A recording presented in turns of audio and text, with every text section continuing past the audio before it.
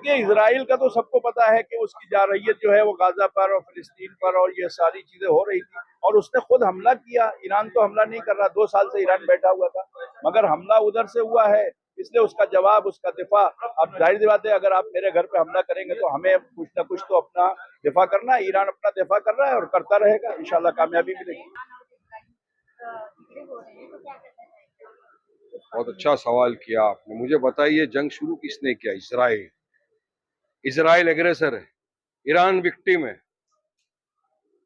Israel ने जंग ये डिक्लेयर किया था कि न्यूक्लियर प्रोग्राम के लिए, बाद में कहा रिजिम चेंज करने के लिए, बाद में कहा लीडर को असैसिनेशन करने के लिए, बाद में अब सिविलियंस और जर्नलिस्ट के ऊपर हमला कर रहा है। तो इसराइल तो झूठा है ना। ईरान के पास तो न्यूक्लियर वेपन नहीं है, इसराइल के पास तो है। ईरान ने तो एनपीटी को साइन किया है ट्रीटी, इसराइल ने नहीं किया। ईरान ने तो आईएईए के जो इंस्पेक्टर्स थे उनको अपनी जमीन पर आने दिया कि आइए आप चेक करिए, इसराइल ने तो नहीं किया। तो इसराइल दोगला है। इसराइल चाहता है कि किसी भी तरह जो उसने फिलिस्तीन में किया, नेतन्याहू जहन्नुम का कुत्ता है, वॉर क्रिमिनल है, मास मर्डरर है, जिसने 55,000 बेगुनाह मासूम फिलिस्तीनियों का नरसंहार कर दिया, मासूम 5-5 साल के बच्चों का खाना पीना बंद कर दिया। तो क्या वर्ल्ड जब खामोश था? क्यों खामोश थे? क्यों नहीं बोलते थे? और अब ईरान जब जवाब दे रहा है बराबर से, ईरान को अधिकार है क्योंकि विक्टिम है, तो सब बोलना शुरू कर दिए। नहीं, हम चाहते हैं कि इंसानियत बरकरार रहे। आज ईरान को अधिकार है अपनी सेफ्टी करने का, तो क्यों नहीं करेगा? तो ये इसराइल जो है, ये नेतन्याहू को तो वॉर क्रिमिनल घोषित करके उसके खिलाफ केस चलाना चाहिए, मास मर्डरर है, उसकी बात पे यकीन नहीं करना चाहिए। अब देखते हैं क्या होता है दुनिया में। बीच में ट्रंप साहब घुस गए।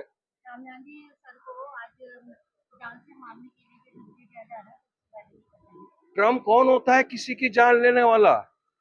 अरे खमेयानी साहब जो है वो अल्लाह के हाथ में। अल्लाह जिसको जिंदगी देना चाहेगा देगा, जिसको मौत देना चाहेगा देगा। ट्रंप के हाथ में है क्या? हाँ, और जिसको अल्लाह रखे उसको कौन चाहिए? कौन आएगा? ट्रंप कौन होता है? कोई नहीं होता है वो। जब तक जिसकी जिंदगी लिखी हुई है, हमारा तो ईमान ही इसके ऊपर है। मौत बरसक है, एक दिन सबको आनी है, जिस दिन लिखी हो जाएगा। मौत से किसकी रिश्तेदारी है? आज हमारी तो कल उनकी बारी है। तो ये सब ट्रंप जो बोल रहा है, ये ढोकलेबाजी है, ढकोसलेबाजी, वो तो कुछ भी बोल रहा है।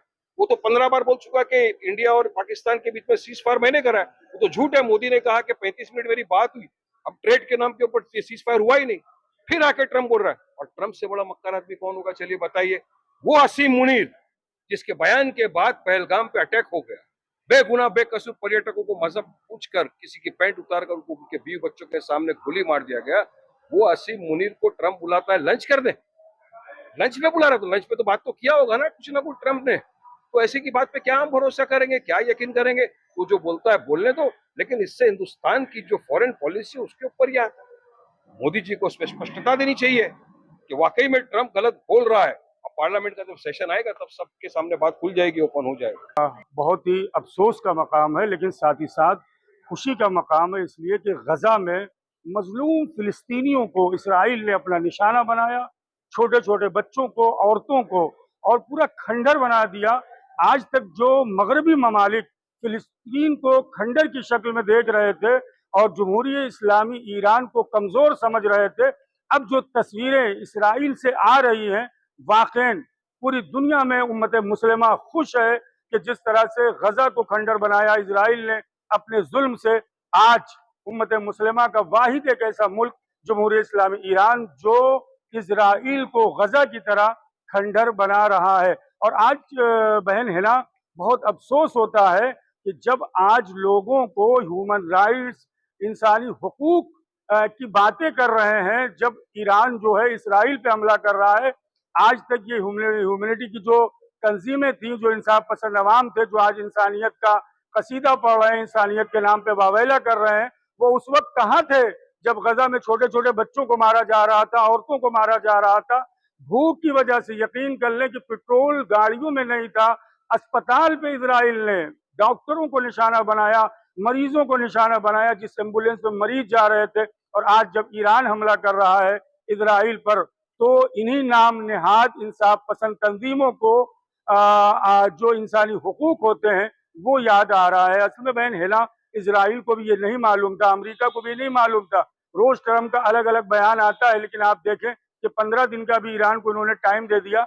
ये पता ही नहीं था इन दोनों मुल्कों को कि ईरान इस तरीके से उन पर हमला करेगा। यकीनन ईरान का नुकसान हो रहा है और अमेरिका आयतुल्लाह खामेनाई को मारने की बात कर रहा है, इसराइल आयतुल्लाह खामेनाई को मारने की बात कर रहा है। वो पूरी दुनिया के शियों के आयतुल्लाह हैं, रहबर हैं, और जमहूरियत इस्लामी इनकलाब के जो अवाम है उन पर जान छिड़कती है। जिस दिन अगर आयतुल्लाह खामेनाई के लिए इसराइल ने कुछ सोचा, यकीन करो कि पूरी दुनिया में एक जलजला सा आ जाएगा। और एक सवाल आपने और किया था बहन कि ये जंग जीतेगा कौन। तो एक हफ्ते से जो जंग जारी है, आप देखिए कि कल तक जो इसराइल का कसीदा पढ़ रहे थे, आज वही एंकर, आज वही जो डिबेट में लोग बैठते हैं, वो ईरान का कसीदा पढ़ने लगे। किसी को ये पता ही नहीं था किस तरह से ये ईरान जो है इसराइल पर हमला करेगा। और जीत हमेशा हक की होती है, ये दुनिया का निजाम है।